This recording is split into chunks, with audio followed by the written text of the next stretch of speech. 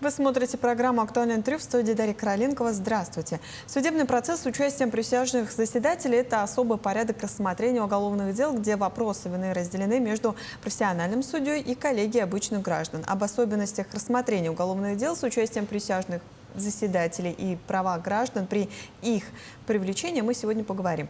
Наши гости в студии: Наталья Николаева, прокурор уголовно-судебного отдела прокуратуры республики. Наталья Титовна, здравствуйте. Здравствуйте.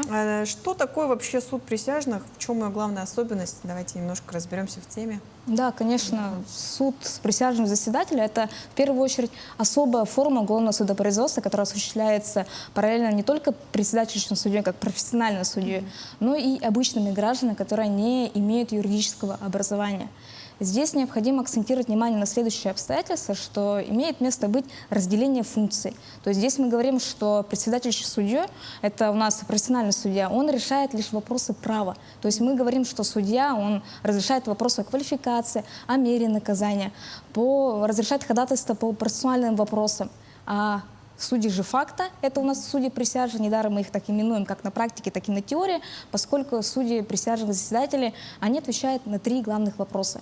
Это было ли вообще событие преступления, виновен ли сам подсудимый и причастен ли к этому деянию он сам непосредственно. То есть судьи присяжные, они рассматривают лишь фактические обстоятельства уголовного дела. А вот в каких случаях дело может рассматриваться как раз-таки с участием присяжных? С участием присяжных заседателей может рассматриваться определенная категория уголовных дел. Они у нас предусмотрены и регулируются статьей 30 Уголовно-процессуального кодекса. И, как правило, и зачастую, как и в нашей республике, мы говорим о тяжких, особо тяжких преступлениях, относящихся к преступлениям против жизни и здоровья граждан.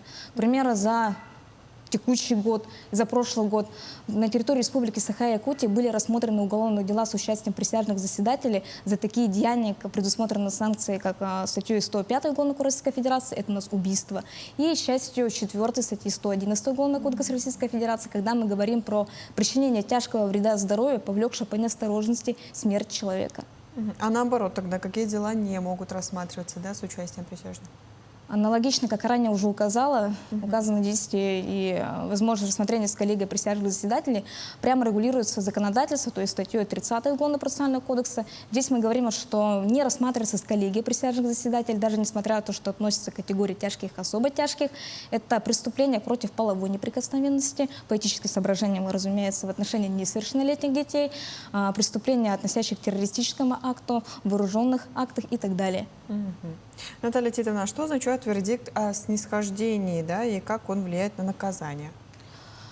Снисхождение – это ключевой элемент при рассмотрении уголовного дела с участием присяжных заседателей. То есть мы говорим, если кратко, что если присяжные заседатели приходят к выводу, что событие было, действительно подсудимый, который присутствует в судебном заседании, причастен к этому деянию, и он виновен, но по своему внутреннему убеждению, по здравому смыслу, они приходят к выводу, что необходимо дать меньше наказания назначить. То есть в прямом смысле слова мы говорим о том, что снисхождение – это предоставление возможности простить какие-то слабости определенные у подсудимого.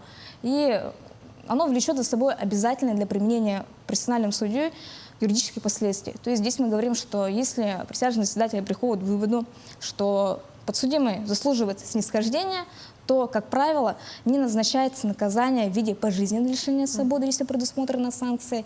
Также мы говорим о том, что не назначается наказание в виде лишения свободы, не превышающее 2/3 по санкции, и также отягчающие обстоятельства. Например, приведу, как мы рассматривали в текущем году в Верховном суде Республики Саха-Якутия, 3 подсудимых рассматривались коллегией присяжных заседателей и вменялось совершение преступления в виде убийства 2 из 3.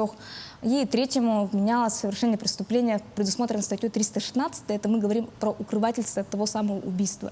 Кратко говоря, события как происходили. Это было в январе 2025 года в Сунтарском районе. Из 3 подсудимых 2 группа лиц убивает потерпевшего с использованием оружия и полена. А 3-й подсудимый, которого вменялась та же самая статья 316 Уголовного кодекса Российской Федерации, это укрывательство, он укрыл преступление, то есть способствовал сокрытию трупа, его последующим утопили в проруби реки Вилюй, и уничтожение сотового телефона. По результатам рассмотрения уголовного дела коллегия присяжных заседателей пришла к выводу, что действительно каждый из подсудимых виновен в совершении инкриминируемых им преступлений. Но в отношении одного из подсудимых, то есть второго человека, кто был осужден за убийство, они пришли к выводу, что он заслуживает снисхождения, поскольку, совершая убийство, он исходил из принципа понимания, что меня же брат попросил. И присяжные заседатели пришли к выводу, что действительно он заслуживает прощения за свою слабость. И, как пример, первому подсудимому за убийство, которого не заслуживало снисхождения, было назначено наказание в виде лишения свободы сроком на 17 лет исправительной колонии строгого режима. Тот, кто заслуживал снисхождения, получил у нас 14 лет лишения свободы. То есть существенная разница по размеру наказания, она имеет место быть. В отношении первого отягчающее обстоятельство состояния алкогольного опьянения было учтено судом, а в отношении второго, кто заслуживал снисхождения, соответственно, нет. И ключевым моментом, кратко объясню, это у нас вот третий подсудимый по статье 316 за укрывательство. В отношении его присяжные заседатели не усмотрели право снисхождения. И ярким примером является санкция. По статье 316 возможно назначение наказания в виде штрафа, либо же лишение свободы, но только в случае, если имеет место быть его действие отягчающее обстоятельства. В связи с тем, что присяжные заседатели не усмотрели его действиях право снисхождения, судом было учтено обоснованно отягчающее обстоятельства именно совершения преступления состояния алкогольного опьянения, в связи с чем ему было назначено наказание в виде реального лишения свободы сроком на 1 год с отбыванием в колонии поселения. А вот самого обвиняемого там тоже могут снисхождением относиться или нет? Да, да, вот я и говорю, что если суд, наши судьи факта придут к выводу присяжные, что он заслуживает прощения, то, конечно, любому из подсудимых это, безусловно, их право, которое обязательно для председательства судьи при назначении наказания. А вот что насчет присяжных, да? Кто может стать им, присяжным заседателем, и какие есть, может быть, ограничения для этого? Безусловно, есть определенные ограничения, которые регулируются помимо уголовно-процессуального законодательства еще и федеральным законом о присяжных заседателях в Российской Федерации. Кратко говоря, закон предусматривает определенные границы, что присяжными заседателями могут быть лица, которые достигли 25 лет до 65 лет. Это граждане Российской Федерации, являющиеся дееспособными, не состоящие на учетах у врача, нарколога и у невролога, и свободно владеющий русским языком, поскольку у нас судопроизводство ведется на государственном языке, то есть на русском языке. А каких-то психологических там тестов ничего нет, да? Или это миф? Нет, такие тесты не проводятся. В любом случае, я думаю, может, наши слушатели, может, вы уже от администрации нашего города получали извещение о том, что вы включены в список кандидатов в присяжных заседателей. То есть это избирается уже органом местного самоуправления. В первую очередь определяется категория, подходите вы или нет, и в последующем этот список направляется уже в суд, и судьи направляют, то есть помощники их аппарат, повестки, и также, конечно, фильтруются, и вы сами вправе известить как органы местного управления, так и суд последующим, либо при рассмотрении уголовного дела по существу о том, что вы состоите на учете или имеете судимость. То есть в этом случае, безусловно, вы не можете участвовать в качестве присяжного заседателя. То есть отбор как проходит? По каким критериям? Отбор, да, у нас отбор — это тоже ключевой этап при рассмотрении уголовного дела с присяжными заседателями. То есть мы говорим о том, что если так получилось, что вы вошли в список возможных кандидатов в присяжных заседателей органов местного самоуправления, то начинается рассмотрение уголовного дела с отбора формирования коллегии присяжных заседателей. То есть собираются стороны. Это вот прокурор, адвокат, участвует подсудимый, также председатель судья, и приглашаются коллеги, кандидаты присяжных заседателей. Из числа, образно говоря, 20 или 30 приглашенных, стороны задают вопрос сначала председатель судья, потом стороны задают вопросы как раз-таки, чтобы исключить возможность вашего попадания в список коллегий присяжных. Если, допустим, имеются какие-то ограничения, опять же, в силу установленного закона, то каждая сторона вправе заявить отвод, либо же сам кандидат может заявить самоотвод по уважительным причинам, либо же в случае, если имеются ограничения, которые я уже обозначила федеральным законом. Кроме того, при формировании коллегии присяжных заседателей каждая из сторон, то есть это адвокат и прокурор, соответственно, может заявить мотивированный и немотивированный отвод. Думаю, по формулировке понятно. То есть мотивированный — это когда сторона после заданных вопросов приходит к убеждению, что именно этот кандидат присяжных заседателей не может быть таковым, поскольку усматривается, что он может быть необъективным. Вот я приведу также пример. В текущем году, когда у нас происходил отбор коллегии присяжных заседателей, вы задавали вопросы кандидатам. Первый вопрос это был мужчине о том, что, как вы считаете, адвокат задавал вопрос, виновен ли подсудимый, инкримируемое преступление, и кандидат отвечает: да, виновен. Прокурор задает: а почему вы пришли к такому выводу, если мы даже не изучали доказательств? И всё. И да, каждая логично. сторона заявила, да, мотивированный отвод, что мы ничего не изучили, а человек уже пришел к выводу, что он виновен. А что насчет прав? Вот что не имеет права в судебном процессе делать? Присяжные заседатели — это в первую очередь активные участники судебного заседания.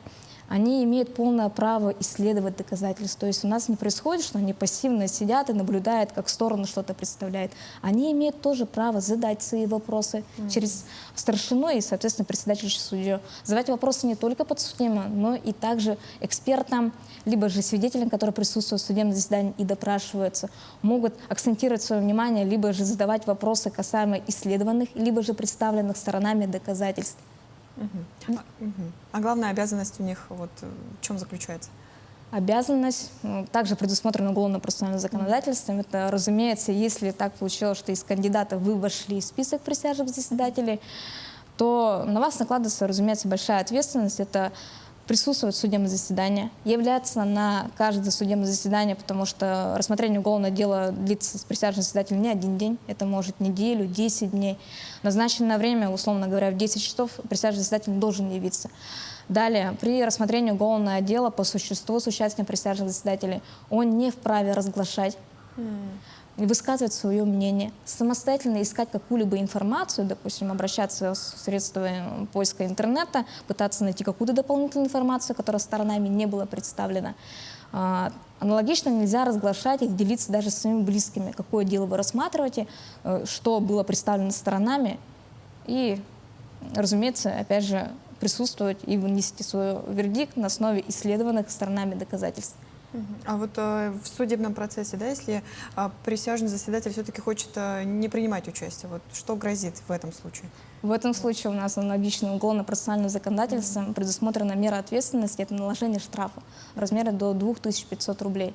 Это, к примеру, если присяжный заседатель без уважительной причины, будучи включенным, не желает являться, при этом не заявляет каких-либо мотивированных выводов или доводов, почему он не может участвовать в судебном заседании. Это уже после того, как он согласился, или до этого, как он не захотел принимать Это уже участие? после того, как он был уже включен в список присяжных заседателей, поскольку это уже гражданская его обязанность участвовать и вынести свой вердикт.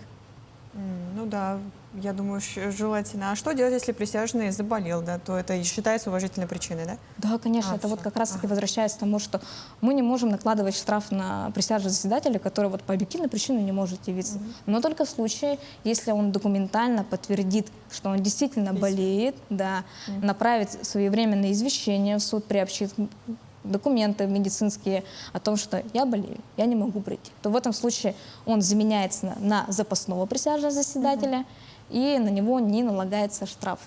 Может, кратко нашим телезрителям совет, кто хочет стать, но боится, да, принимать участие в этом?